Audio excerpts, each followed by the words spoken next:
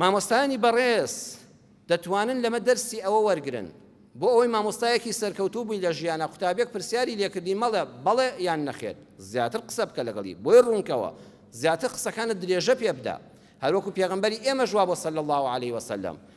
وەکو لە صحیحی ابن حبان لە صحابی پایەبەرز ئەبی هورەیرە و دەجێڕێتەوە دەفەرمێت پیاوێک پرسیاری کرد عن ماء البحر